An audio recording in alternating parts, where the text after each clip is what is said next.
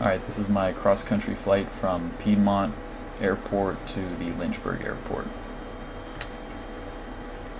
Alright, so the total distance of the flight is going to be approximately 82 nautical miles.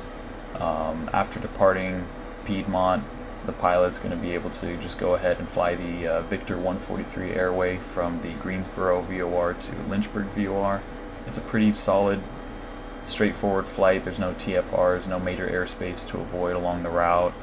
We'll be departing the Class Charlie airspace and arriving in Class Delta.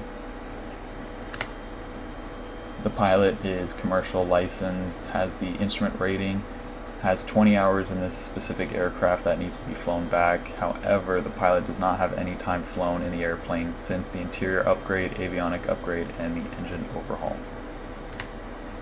The aircraft in this flight is the Piper PA-28, has brand new avionics, just had the engine overhauled, and it has a brand new interior.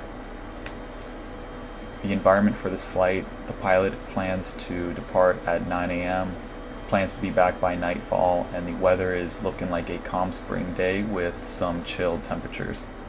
The external pressures in this scenario is that the pilot wants to become a CFI at this flight academy and hopes to make good impressions on the boss, and most likely believes that by completing this flight they'll be making a good impression for the boss.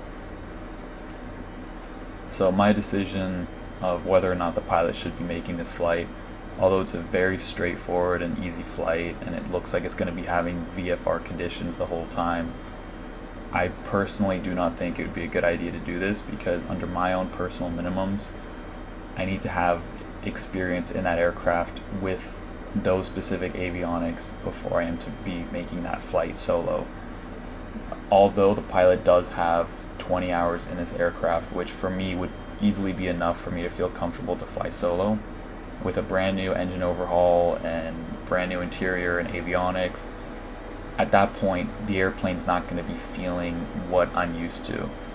And we don't know for certain if this pilot has experience with those kind of avionics, so to play it safe in this scenario, I would be making the decision of not flying. And I personally think that if the pilot were to go ahead and explain that to the boss, I think that would be making a much better impression than going ahead and trying to make it and impress the boss. And some of the sources that I had for aeronautical decision making are found in Chapter 2 of the Pilot's Handbook, Aeronautical Knowledge.